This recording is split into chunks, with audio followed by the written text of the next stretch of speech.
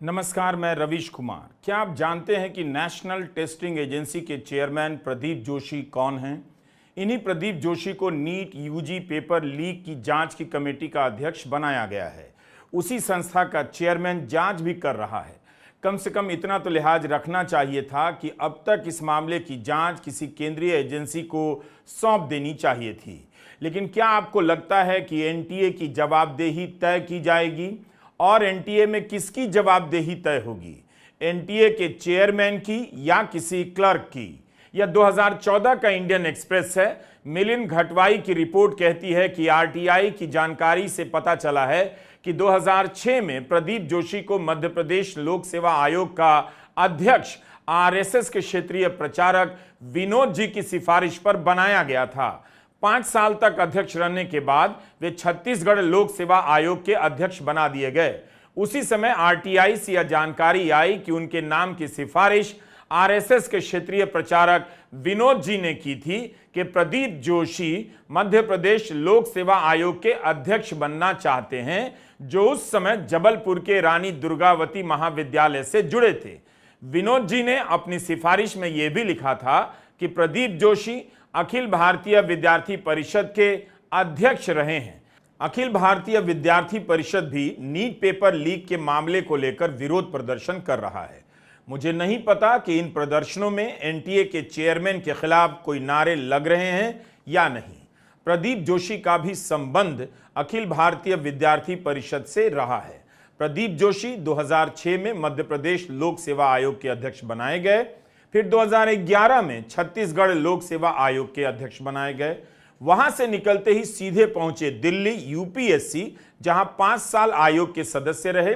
इसके बाद अगस्त 2020 में यूपीएससी के चेयरमैन बनाए गए। इस पद पर अप्रैल 2022 तक रहते हैं और 2023 में एनटीए के अध्यक्ष बना दिए जाते हैं। कमाल की प्रतिभा इनमें रही होगी या इनका प्रभाव रहा होगा कि यह व्यक्ति 2006 से किसी न किसी संस्था का चेयरमैन या सदस्य रहा है। 3 साल तक एनटीए के अध्यक्ष की नियुक्ति होती है, यानी 2026 तक प्रदीप जोशी एनटीए के चेयरमैन रहेंगे। इतना लंबा अनुभव होने के बाद भी प्रदीप जोशी चेयरमैन के पद पर क्या कर रहे थे? आज ही शिक्षा मंत्रालय ने एनटीए की कार्यशैली, परीक्षा व्यवस्था में सुधार के लिए 7 सदस्यों का एक पैनल बनाया है, यानी हेडलाइन कल बड़ी छपने वाली है। यह पैनल 2 महीने में अपनी रिपोर्ट देगा, तो धीरज रखिए। यह जवाबदेही तय करने की कोशिश है या जवाबदेही के सवाल से भटकाने की, इस पर भी जरा सोचिए। जिस हाई पावर कमेटी ने ग्रेस मार्क्स वाले छात्रों का रीटेस्ट करना प्रस्तावित किया था, उसके चेयरमैन कौन थे? प्रदीप जोशी थे। इसकी जांच कब होगी और कौन करेगा कि ग्रेस मार्क्स का आधार कैसे तय हुआ? क्या आपको लगता है कि प्रदीप जोशी जैसे प्रभावशाली व्यक्ति के खिलाफ कोई जांच होगी या जवाबदेही तय होगी? दूसरी तरफ शिक्षा मंत्री धर्मेंद्र प्रधान इस टाइप के भी बयान दे रहे हैं कि एनटीए की जांच के लिए उच्च स्तरीय कमेटी का गठन होगा, और एनटीए हो या एनटीए में कोई बड़ा व्यक्ति, नीट प्रकरण में जो दोषी होगा उस पर सख्त कार्रवाई होगी। तो अभी तक कार्रवाई क्यों नहीं हुई? नीट और एनटीए को लेकर पहली बार तो सवाल नहीं उठा। आपको लगता भी है कि कार्रवाई होगी। कहीं आप भ्रम में तो नहीं हैं? अब आप देखिए, मामीडाला जगदीश कुमार जेएनयू के वीसी थे, वहां से यूजीसी का चेयरमैन बना दिए गए। यूजीसी ने अपनी परीक्षाओं यूजीसी नेट और सीएसआईआर यूजीसी नेट को कराने का जिम्मा एनटीए को सौंप दिया। कायदे से यूजीसी को एनटीए पर ज्यादा सवाल उठाने चाहिए। इन दिनों योग दिवस पर काफी ट्वीट कर रहे हैं मामीडाला। 18 जून को इन्होंने ट्वीट किया कि यूजीसी नेट की परीक्षा सफलतापूर्वक संपन्न कर ली गई है, मगर इसके बाद परीक्षा रद्द हो जाने के बारे में इन्होंने कोई ट्वीट नहीं किया। रद्द हो जाने की खबर को केवल रीट्वीट कर रहे हैं। 10 से ज्यादा ट्वीट रीट्वीट तो योगा डे पर कर चुके हैं।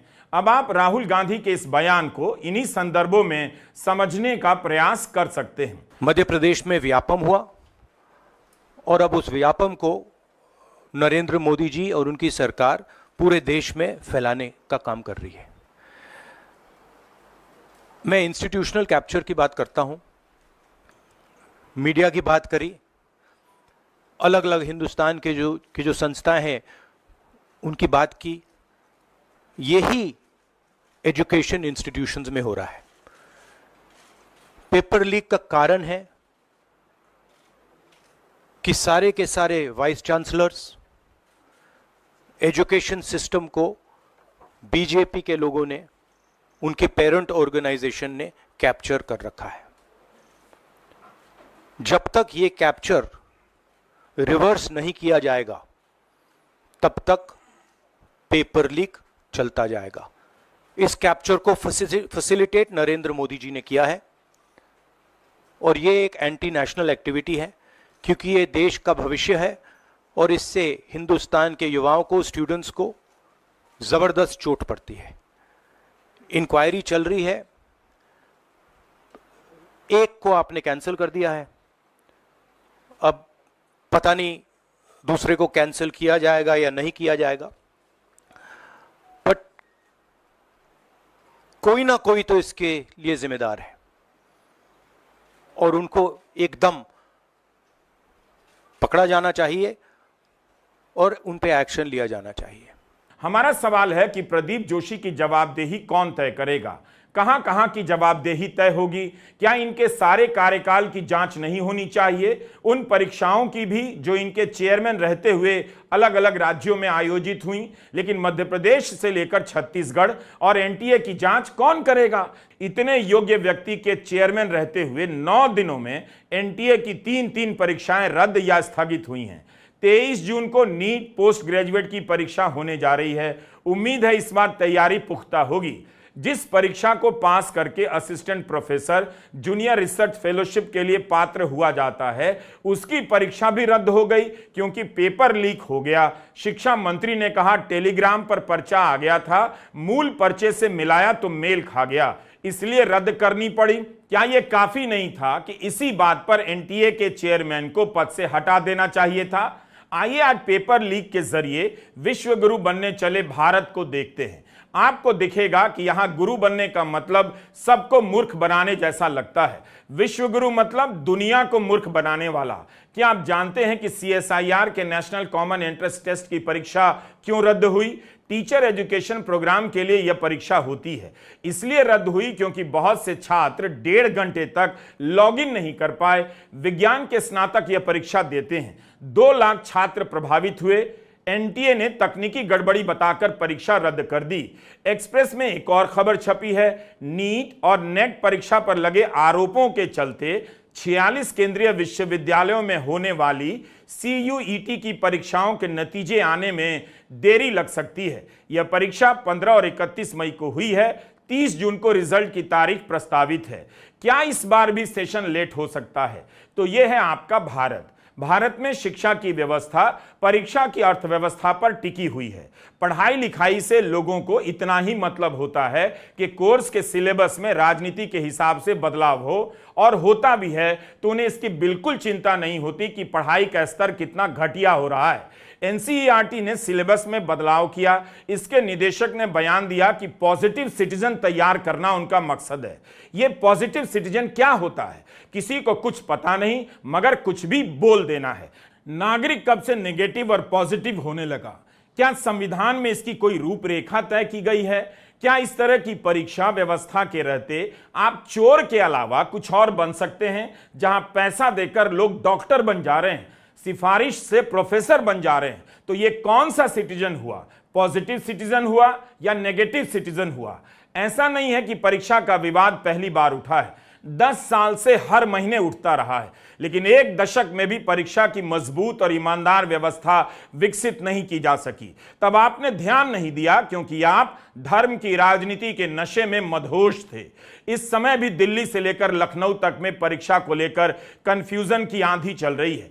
आप इस वीडियो को ठीक से देखिए और पूरा देखिए। रील्स देखने के चक्कर में आपके बच्चों का जीवन 60 सेकंड की कहानी में सिमट कर रह गया है। इससे बचना है तो हमारा लंबा वीडियो शुरू से लेकर अंत तक देखा कीजिए।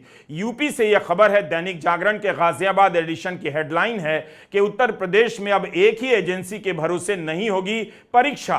4 एजेंसियां संभालेंगी काम। इस हेडलाइन को पढ़कर लगता है कि एक एजेंसी परीक्षा कराती थी तो पेपर लीक आसान था, तो 4 एजेंसियां कराएंगी। कितनी गंभीरता से सोचा गया होगा, जैसे पेपर लीक कराने वाला तंत्र या गिरोह बाकी 3 एजेंसियों तक नहीं पहुंच पाएगा। 10 साल बाद प्रतियोगी परीक्षा कराने की नीति ही बन रही है, क्योंकि यूपी में सिपाही भर्ती और समीक्षा अधिकारी की भर्ती परीक्षा रद्द करनी पड़ी। इस खबर में जो उपाय बताए गए हैं उन्हें पढ़कर लगता है कि भारत को पहली बार इनके बारे में पता चला है, सूर्योदय हुआ है। खबर यह भी है कि यूपी में सिपाही भर्ती पेपर लीक मामले में गुजरात की एक टेस्टिंग एजेंसी एडुटेस्ट पर शक है। यूपी ने इसे ब्लैकलिस्ट किया है। इसका मालिक और आरोपी विनीत आर्या अमेरिका भाग गया। जब यूपी की एसटीएफ जांच कर रही थी तब यह विनीत आर्या अमेरिका कैसे भागा? सीधा जो बाइडेन को फोन करना चाहिए। असम की पुलिस अगर दिल्ली आकर कांग्रेस के प्रवक्ता पवन खेड़ा को गिरफ्तार कर सकती है तो यूपी की एसटीएफ ने इसे अमेरिका भागने कैसे दिया? ऐसी कितनी कंपनियां अब देश में परीक्षा कराने लगी हैं? इनके मालिकों का पॉलिटिकल कनेक्शन क्या है, इसकी भी अब जांच होनी चाहिए। अगर नीट पेपर लीक को लेकर हंगामा नहीं होता तो सरकार को याद भी नहीं आता कि परीक्षा में पेपर लीक या चोरी से जुड़े मामले में सजा के लिए जो कानून बना था उसे नोटिफाई भी करना है। इसी साल फरवरी में राष्ट्रपति ने कानून को मंजूर किया, लेकिन 21 जून को इसे लागू किया गया। आज कांग्रेस अध्यक्ष मल्लिकार्जुन खड़गे ने काफी लंबा ट्वीट किया है। उसका एक बिंदु यह है कि जब यह कानून 21 जून को नोटिफाई हुआ तब शिक्षा मंत्री ने यह झूठ क्यों बोला कि कानून नोटिफाई हो गया है? विधि व न्याय मंत्रालय को उसके नियम बनाने रह गए हैं। इसी से आपको समझ जाना चाहिए कि परीक्षा को लेकर सरकार की प्राथमिकता कहां है। यही अगर मंदिर से जुड़ा कोई मसला होता या गौ रक्षा के नाम पर किसी गरीब मुसलमान का घर गिराने का मुद्दा होता तो अदालत के फैसले से पहले, दोष साबित होने से पहले सारा गोदी मीडिया हल्ला करता और सरकारें बुलडोजर लेकर गरीब मुसलमान का घर गिरा देती। घर गिराने के लिए अतिक्रमण का बहाना भी निकाल लिया जाता। लिखकर रख लीजिए, एंटी मुस्लिम नशे के पीछे देश की जवानियां बर्बाद कर दी गईं। 24 लाख छात्र नीट की परीक्षा देते हैं। 50 लाख छात्र यूपी पुलिस की सिपाही भर्ती परीक्षा में शामिल हुए। बिहार में अक्टूबर में सिपाही भर्ती की परीक्षा में पेपर लीक हुआ। 6 लाख छात्र हिस्सा ले रहे थे, दोनों पेपर रद्द हुए।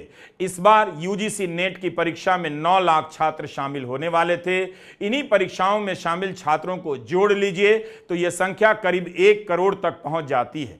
वैसे यह संख्या इससे भी ज्यादा है। दरअसल यही हुआ। 10 साल में मजबूत सरकार, प्रचंड बहुमत की सरकार क्या कर रही थी? सड़ी हुई परीक्षा व्यवस्था ने उसकी पोल खोल दी है। बात बात में दुनिया की 5वीं अर्थव्यवस्था होने का दंभ भरने वाला भारत एक परीक्षा तक ईमानदारी से नहीं करा पाता है। 10 साल बाद आप पहली बार शिक्षा मंत्री धर्मेंद्र प्रधान को खबरों के केंद्र में देख रहे हैं। जुलाई 2020 में नई शिक्षा नीति लागू हुई। उसके 1 साल बाद जुलाई 2021 में नए शिक्षा मंत्री बनाए गए धर्मेंद्र प्रधान। उसके पहले वे पेट्रोलियम मंत्री हुआ करते थे। उस समय पेट्रोल की महंगाई लोगों की जान ले रही थी, मगर मंत्री जी ने एक बयान दिया कि सर्दियां कम होंगी तो पेट्रोल के दाम कम हो जाएंगे। उसके बाद से न जाने कितनी सर्दियां आकर चली गईं, पेट्रोल के दाम 95 रुपए से नीचे नहीं गए। नीट परीक्षा पेपर लीक मामले में धर्मेंद्र प्रधान की प्रतिभा को दूसरी बार समझने का मौका मिल रहा है। मंत्री जी की लाइन लगातार बदलती जा रही है। नीट पेपर लीक को लेकर उनके शुरुआती बयान इस तरह के थे जैसे अब की बार 400 पार हो गया है। फिर उनके बयान में कुछ बदलाव हुआ और वे इस तरह के बयान देने लगे जैसे इस बार 400 नहीं 370 आया है। इस बीच नीट की परीक्षा से जुड़ी ऐसी खबरें आने लगीं कि धर्मेंद्र प्रधान का बयान तीसरी बार बदलकर इस तरह हो गया जैसे उन्हें पता चल गया हो कि इस बार 240 सीटें ही आई हैं, गठबंधन की सरकार है। अब मानने लगे हैं कि गड़बड़ियां हुई हैं और जांच हो रही है। सवाल है कि इस मामले की जांच अभी तक किसी केंद्रीय एजेंसी के हवाले क्यों नहीं की गई? क्या इसकी चिंता नहीं कि देरी होने से सबूत मिटाए जा सकते हैं? मंत्री की यह गंभीरता बताती है कि 24 लाख छात्रों का भविष्य दांव पर लगा हुआ है। 4 जून से 22 जून आ गया, मजबूत सरकार और कड़े निर्णय लेने वाली सरकार अभी तक जवाबदेही तय नहीं कर पाई है। सुप्रीम कोर्ट में 8 जुलाई को सुनवाई है और 6 जुलाई से नीट यूजी की काउंसलिंग शुरू होने वाली है। सरकार ने काउंसलिंग जारी रखने का ऐलान किया है। मोदी सरकार से परीक्षा का यह विवाद संभल नहीं रहा है। उन छात्रों की सोचिए जिन्होंने चोरी नहीं की, केवल पढ़ाई की, मेहनत की। अगर परीक्षा रद्द हुई तो उन पर क्या बीतेगी। उन छात्रों की ज्यादा सोचिए जिन्होंने पैसे देकर पेपर खरीदे और वे डॉक्टर बन जाएंगे। 18-19 साल के छात्र इन सब वजहों से इस वक्त कितना तनाव में होंगे।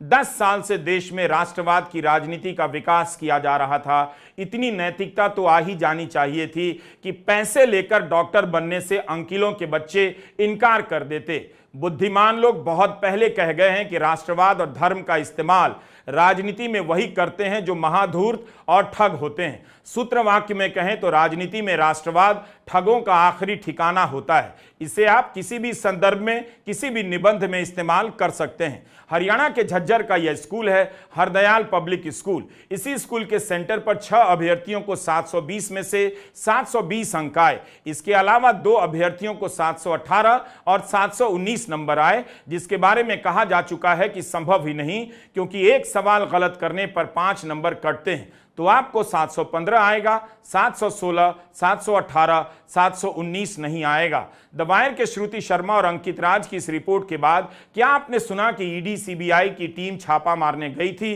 क्या हरियाणा राज्य की पुलिस इसकी जांच कर रही है? इस स्कूल की संस्थापक अनुराधा यादव हैं। इनके बारे में जानकारी मिली है कि ये भी बीजेपी के लिए निगम चुनाव में प्रचार के पर्चे बांट रही थी। इनके भतीजे शेखर यादव भारतीय जनता युवा मोर्चा के जिला अध्यक्ष हैं। शेखर की पत्नी नेहा यादव भी बीजेपी से जुड़ी हैं। शेखर यादव की फेसबुक प्रोफाइल से यह पता चलता है कि वे रोहतक से भाजपा के पूर्व सांसद अरविंद शर्मा के नजदीकी रहे हैं। 2024 के लोकसभा चुनाव के दौरान शेखर ने अरविंद शर्मा के लिए प्रचार किया। स्थानीय लोगों का कहना है कि शेखर यादव विधानसभा का चुनाव लड़ना चाहते हैं। श्रुति शर्मा ने लिखा है कि शेखर यादव ने उनसे कहा है संगठन चाहेगा तो विधानसभा का चुनाव लड़ेंगे। शेखर यादव ने कहा कि स्कूल परिवार का है, लेकिन मैं स्कूल का हिस्सा नहीं हूं। हमारे परिवार में तो बहुत सारे बिजनेस हैं, लेकिन स्कूल में मेरी कोई भूमिका नहीं है। अब यहां एक सवाल उठता है।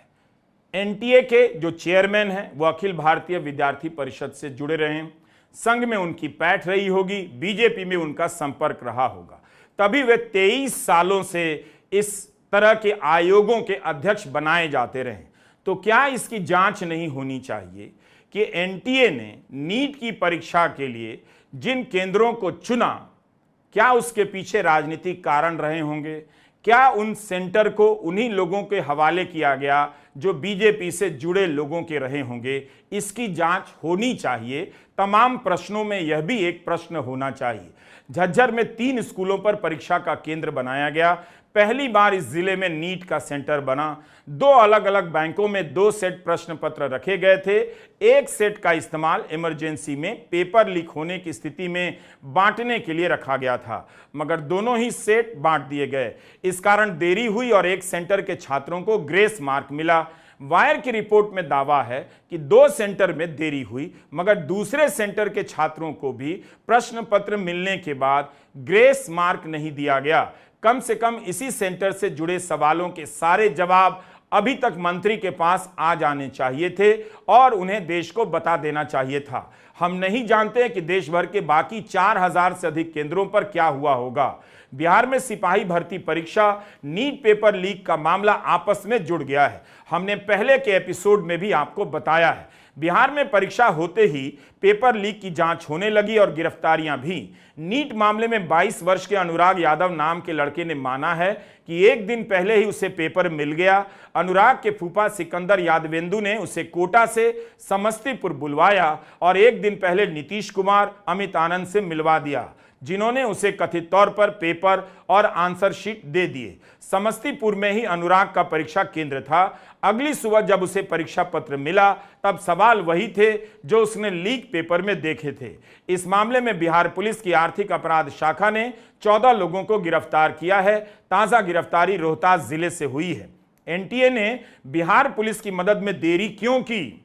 क्या इसी बात के लिए चेयरमैन की जवाबदेही तय नहीं होनी चाहिए और उन्हें पद से नहीं हटा देना चाहिए था? इस सवाल का जवाब बिहार के उप मुख्यमंत्री विजय कुमार सिन्हा नहीं मांग रहे, बल्कि तेजस्वी यादव पर आरोप लगा रहे हैं कि सिकंदर यादव के लिए गेस्ट हाउस तेजस्वी के निजी सचिव प्रीतम कुमार ने बुक करवाया। तेजस्वी यादव ने कहा है कि जिसे जो जांच करनी है कर ले। इसके बाद राष्ट्रीय जनता दल ने एक फोटो ट्वीट किया जिसमें गिरफ्तार अमित आनंद और बिहार के एक और उप मुख्यमंत्री सम्राट चौधरी साथ देखे जा सकते हैं। सम्राट चौधरी का कहना है कि राजनीतिक तौर पर कोई मिला हो तो मिल सकता है, मेरा कोई व्यक्तिगत संबंध नहीं, जिन्होंने गलत किया है कार्रवाई होनी चाहिए। राज्य में सरकार उनकी, केंद्र में सरकार उनकी, जांच एजेंसियां उनकी। हम ही कहते हैं मुख्यमंत्री जी को बुला ले मेरे साइड को, अरे चाहे पीए हो पीएस हो कोई हो, बुला करके पूछताछ कर ले कोई अगर बात है तो। लेकिन जो उप मुख्यमंत्री लोग जो सवाल उठा रहे हैं, ईओयू तो आज तक कहा नहीं है इस बात को लेकर के, इनको तो रिपोर्ट करता है नहीं, ये तो बिना ज्ञान है, इन लोगों को ज्ञान नहीं है। जब मई में जब अरेस्टिंग हुआ था तब से हम लोग आवाज़ उठा रहे हैं भाई कि कार्रवाई करनी चाहिए।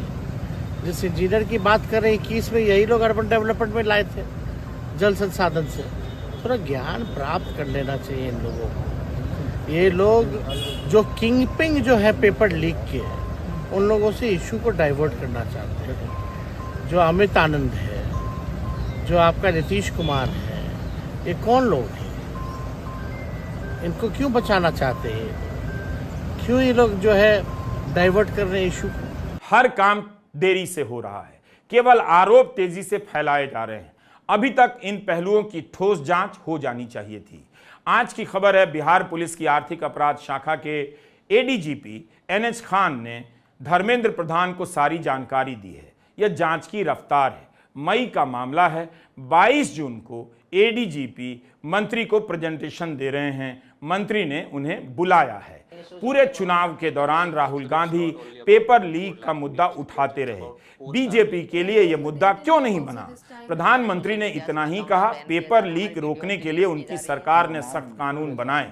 लेकिन जिस वक्त वो ये कह रहे थे, यानी चुनाव में, कानून तो लागू भी नहीं हुआ। 21 जून को लागू किया गया। जब राहुल गांधी ने पेपर लीक का मुद्दा उठाना शुरू किया, तब गोदी मीडिया ने इसे गंभीरता से क्यों नहीं लिया? यूपी में अखिलेश यादव तमाम रैलियों में पेपर लीक को मुद्दा बना रहे थे। कितने संपादकों ने 2 लाइन लिखे कि विपक्ष कितनी जरूरी बात को उठा रहा है। कितने एंकरों ने प्रधानमंत्री से इसे लेकर सवाल पूछे और इसे लेकर हेडलाइन बनाई। 80 इंटरव्यू कम नहीं होते। किसमें पेपर लीक को लेकर विस्तार से चर्चा हुई है, जरा आप भी चेक कीजिए। राहुल गांधी ने नीट परीक्षा देने वाले छात्रों से मुलाकात की और उनसे समझा कि मामला क्या है। मध्य प्रदेश का व्यापम घोटाला यही तो था। पैसे देकर सॉल्वर भेजकर कई लोग डॉक्टर बन गए। पता नहीं उस समय के पास वे छात्र इन दिनों कहां और किस टाइप की डॉक्टरी कर रहे हैं। इन सभी को एनसीईआरटी के निदेशक के पास भेजा जाना चाहिए ताकि वे इन्हें पॉजिटिव सिटीजन बना सकें। भारत छोड़ो न्याय यात्रा में मणिपुर से हम महाराष्ट्र गए और रास्ते में हजारों युवाओं ने कंप्लेन की थी कि हिंदुस्तान में नॉन स्टॉप पेपर लीक होते हैं। और आज आप सबको मालूम है कि NEET paper and UGC NET के जो पेपर्स हैं वो लीक हुए हैं और एक कैंसिल भी हुआ है। कहा जा रहा था कि नरेंद्र मोदी जी ने यूक्रेन की लड़ाई रोक दी थी। मतलब एक ऑर्डर देके जो रूस और यूक्रेन के बीच में लड़ाई चल रही थी उसको रोक दिया था, ब्रेक लगा दी थी। इजराइल और गाजा के बीच में जो लड़ाई चल रही थी उसको भी नरेंद्र मोदी जी ने रोक दिया था। मगर किसी ना किसी कारण जो हिंदुस्तान में पेपर लीक हो रहे हैं उसको नरेंद्र मोदी रोक नहीं पा रहे हैं या रोकना नहीं चाहते हैं। नुकसान स्टूडेंट्स का होता है। जो हिंदुस्तान के स्टूडेंट्स हैं मैं जानता हूं कि आप इन एग्जाम्स के लिए महीनों सालों काम करते हो। ये आपका फ्यूचर है और आपके फ्यूचर से खिलवाड़ किया जा रहा है। पेपर लीक का तंत्र इन 10 सालों में विकसित और परिपक्व हो चुका है। कई राज्यों की परीक्षाओं का हाल तो और भी बुरा है। सोचिए, जिस देश में लोग चोरी से पैसे देकर डॉक्टर बन जा रहे हैं, लेक्चरर बन जा रहे हैं, उस देश के अस्पतालों और यूनिवर्सिटी का क्या होगा। हमने 10 सालों में राष्ट्रवाद का विकास किया है या पेपर लीक गिरोह का विकास किया है? आज इस मसले पर प्रधानमंत्री क्यों नहीं बोलते हैं? अपने 10 साल का रिकॉर्ड क्यों नहीं रखते? राजस्थान में जब कांग्रेस की सरकार थी तब इस मुद्दे को उठा रहे थे, लेकिन अपनी सरकार के समय चुप हो गए। हर बात में कहने वाले लोग कि विपक्ष कहां है, मुद्दे नहीं उठाता, उन्हें जाकर विपक्षी नेताओं के, खासकर राहुल गांधी, अखिलेश यादव, प्रियंका गांधी और मल्लिकार्जुन खड़गे के भाषण सुनने चाहिए कि वे लगातार पेपर लीक का मसला चुनाव में उठाते रहे 3 महीने तक। कांग्रेस का आरोप है मोदी सरकार के 7 साल में 70 बार पेपर लीक हुआ है। हमें दुख है इस बात का कि प्रदेश के मुख्यमंत्री पेपर लीक पर कुछ नहीं बोल रहे हैं। पेपर लीक जो हो रहा है उसमें कुछ नहीं बोल रहे हैं। वैसे तो इनका बुलडोजर हमेशा तैयार रहता है लोगों को डराने के लिए, लेकिन पेपर लीक वालों के लिए बुलडोजर और बुलडोजर की चाबी खो गई है।